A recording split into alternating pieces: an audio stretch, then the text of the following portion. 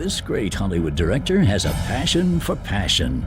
Over the years, he's thrilled us with the visually groundbreaking Flashdance, captivated us with the sexually charged 9.5 Weeks, and then scared us all with the provocative thriller Fatal Attraction. Continuing his fascination with controversial subjects, he's had Robert Redford offer Demi Moore $1 million with an indecent proposal, and then took on the seductive tale of infidelity and murder with Unfaithful. My name's Adrian Lyne, and I hope you love movies the way I do.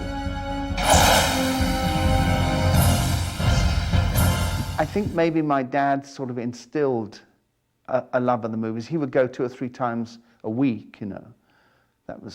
We had a television. Actually, we were one of the first to have a television, but he preferred the movies. So maybe a lot is to do with him. I started in advertising a long while ago, but sort of in the mailing room, you know, delivering parcels and stuff like that.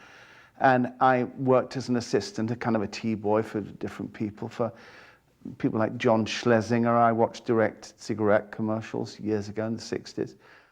I did photography a lot. I took a lot of photographs of myself, and I loved the cinema. There was a wonderful movie theatre in Hampstead in London called The Everyman. I think it's still there actually, that showed movies, seasons of like Bergman and Godard and Truffaut and Chabrol, people like that.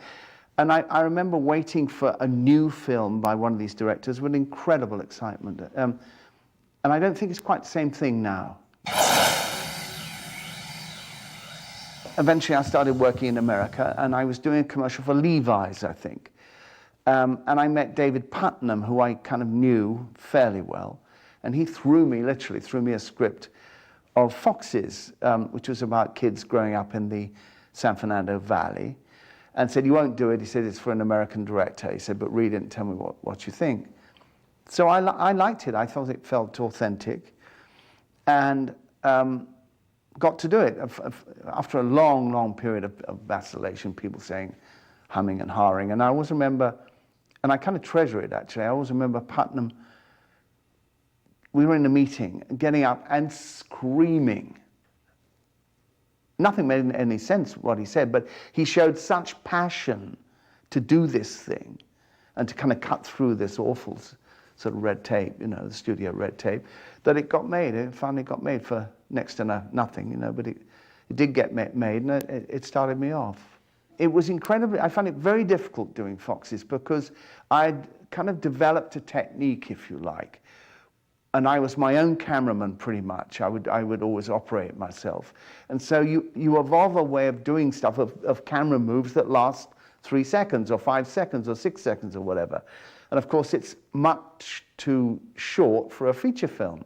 So I had to just rethink everything, and it was quite unnerving really. I remember that it was the first time I got Jodie Foster to cry in the movie. I remember waiting 2 hours and bludgeoning her and finally, and she was such a pro, you know, even at 15 or 14 or whatever she would say, "Oh, use the glycerine, you know, you'll give me the blower," or whatever. And I really did persevere, and I was kind of proud of that. It was the first time it was a good scene with Sally Kellerman, quite a good scene. Action!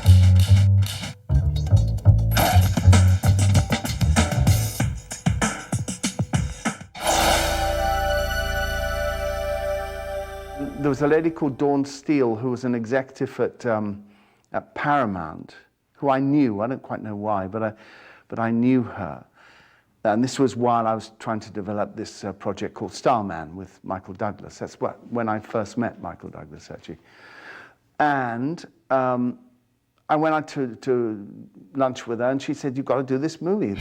And she sent me the screenplay, and I thought it was kind of dumb, to be honest. I mean, I didn't like it too much, and I turned it down. And then 6 months later, I went to lunch with her again, and she said, "Come on, you've got to do it. They're going to spend $8 million on this thing. They're going to do it. They want to do this picture."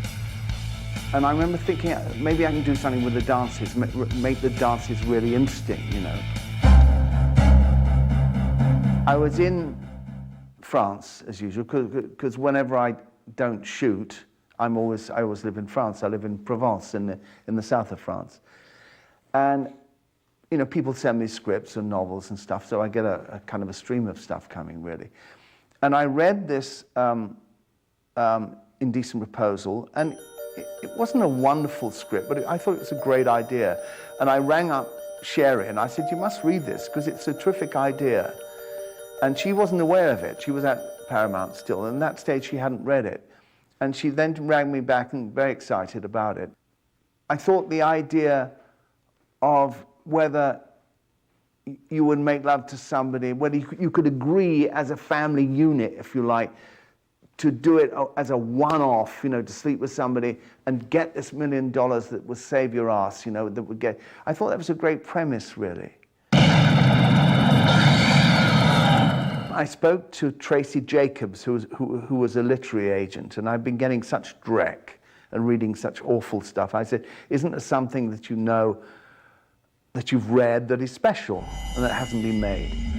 And she instantly mentioned Jacob's Ladder. And I loved that idea. I loved the premise of this man dying in Vietnam and remembering his marriage and imagining a life after Vietnam that didn't happen.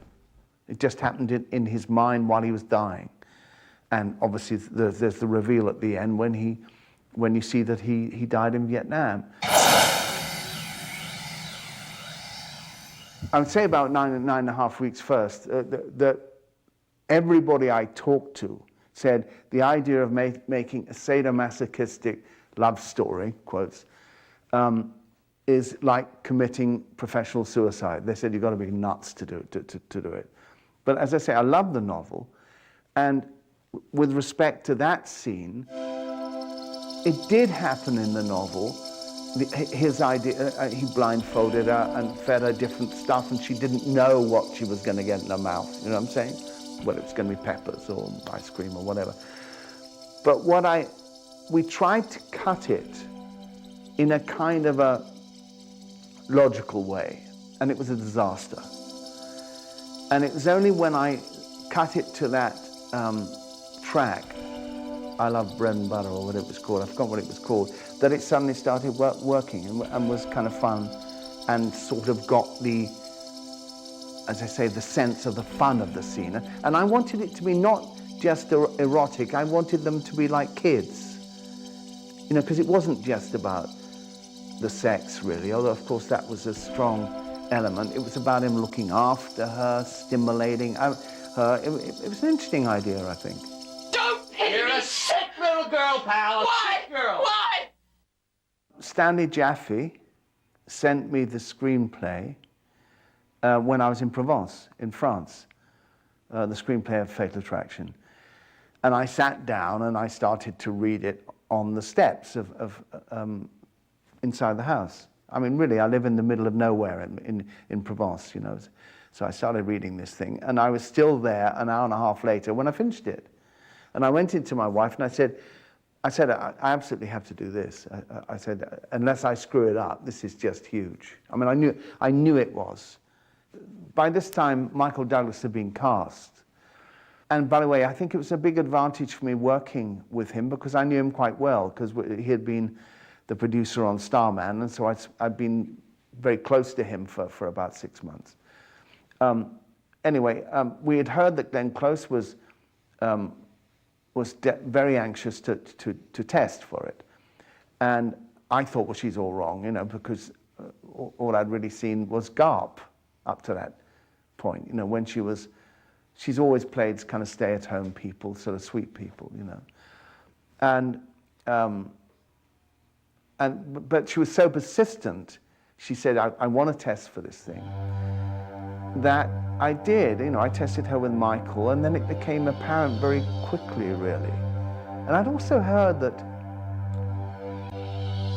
she wasn't, you know, she was quite a flamboyant character, you know what I'm saying, just in life. So there's a line in the movie, in Fatal Attraction, where she says, are you discreet? Talking to Michael, you know, whether it's the first scene where it's kind of a seduction scene, if you like, when they first come together. And I cut all of these different takes of the casting with him together. And she managed to do 5, I would say, 5, maybe 6 totally different line readings of Are You Discreet? And I just thought, God, what technique. You know, she'd obviously just thought about this, that there were these different ways of emphasizing it. It was just fascinating.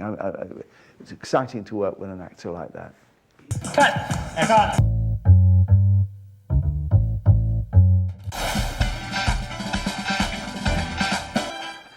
One thing I would say is just in general, really, about shooting a movie. I loathe the process. I mean, I hate it.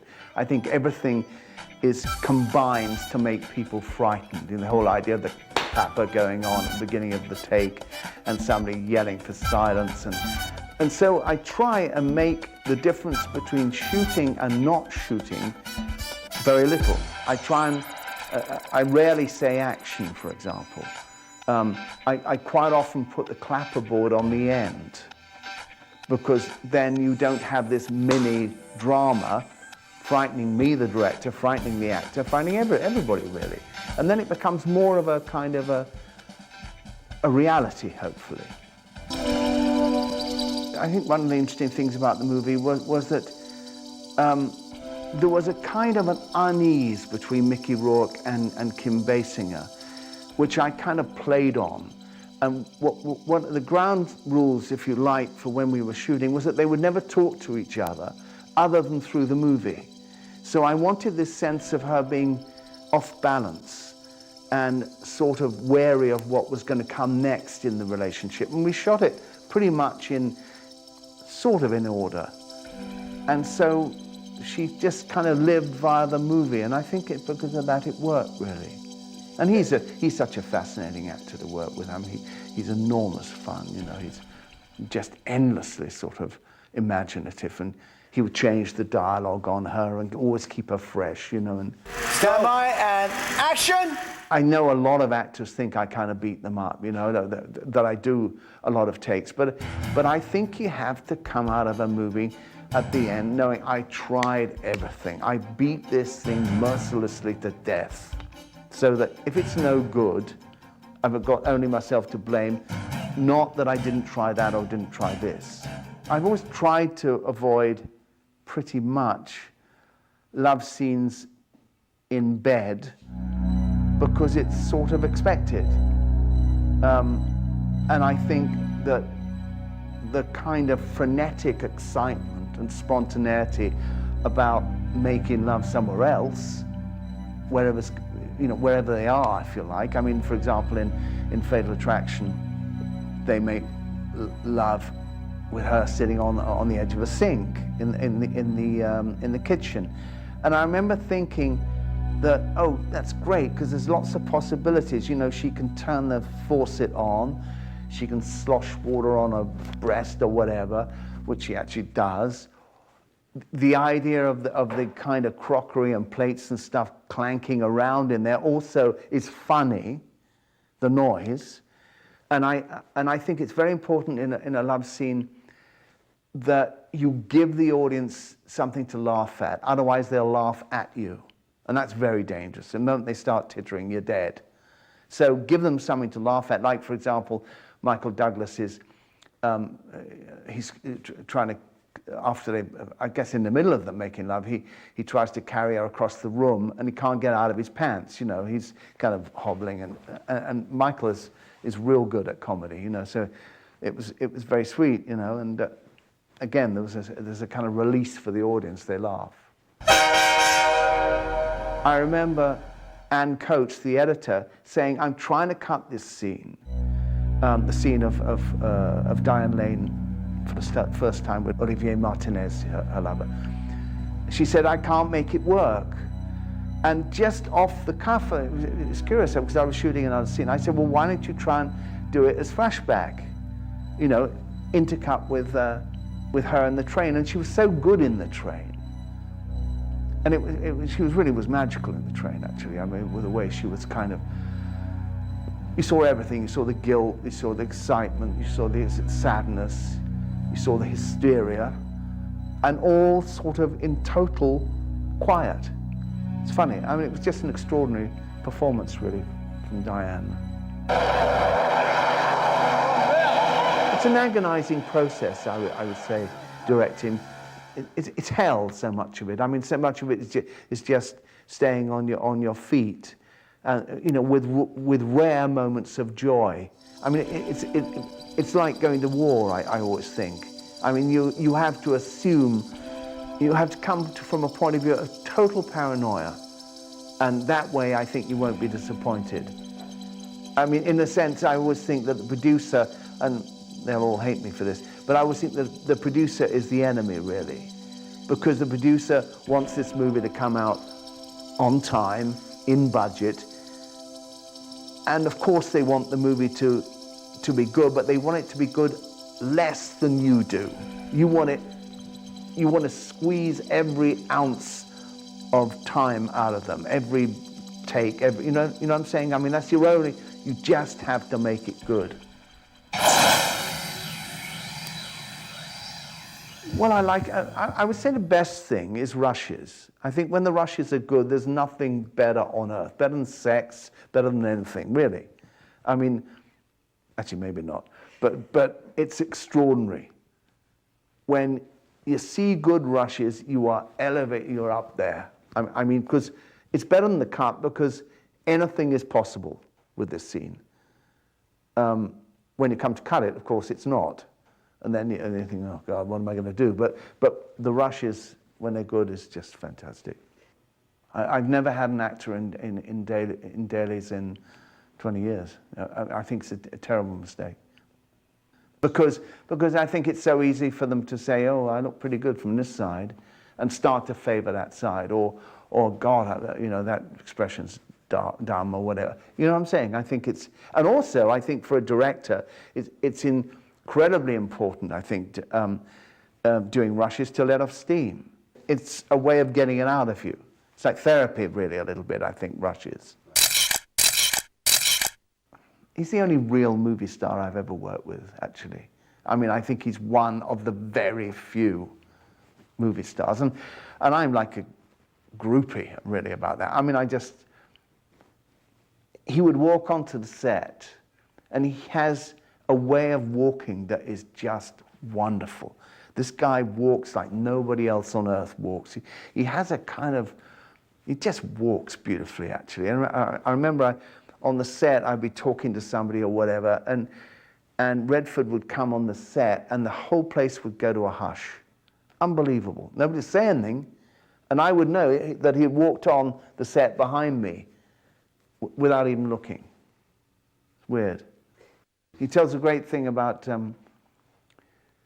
Donald Sutherland. There's a wonderful scene in Ordinary People where he says, I think the words are, I'm not even, and he's talking to Mary Tyler Moore, and he's saying, I'm not even sure I love you. And Redford asked Donald Sutherland to reshoot it, and apparently Sutherland said, what are you, crazy? He said, I gave you everything. I cried buckets. I did everything for you. How can you make me do it again? And he said, that's the point. It was too much. And so in the movie, he's just kind of breaking. He's just on the verge. And that's genius, really. I remember in Flashdance, we had about a minute's break dancing in the movie. And it was right at the beginning of that. They were just doing it in the Bronx. There were rival gangs who had started this breakdancing. And we saw it in a club, and I thought, my God, I've got to get this into the movie, because it's the sort of thing that Jennifer Beals character would look at and be intrigued with and use. And as she does at the end of the movie, in fact. And we had it in, and I remember we had a preview at Paramount, and there was an executive who'll be nameless who said, cut that out. He said, cut the breakout dancing out. He said, that doesn't help the story, cut it out. I said, oh, please, because at that stage I had no clout at all, obviously. I said, listen, just let me keep a minute, half a minute of it in. And I did, but when they saw this sequence, it was such a revelation to people. I mean, you can imagine, I mean, break dancing for the first time. Somebody told me that in Times Square, they were dancing in the aisles of the movie theater, especially when this sequence came on. And they did it every performance, apparently. In Fatal Attraction, actually, I recorded the audience reaction of the last kind of 10 minutes, you know, when she comes out of the water. And it is absolute bedlam. It was bedlam in the theater. That's fabulous when you get that. I remember talking to one of the ushers, you know, one of the guys who was working there, and he said at the end of the movie, he would always go and stand next to the screen just to watch the audience. You know, people jumping into each other's laps and stuff. That's fun. That's why we do it, I guess. Cut! And cut!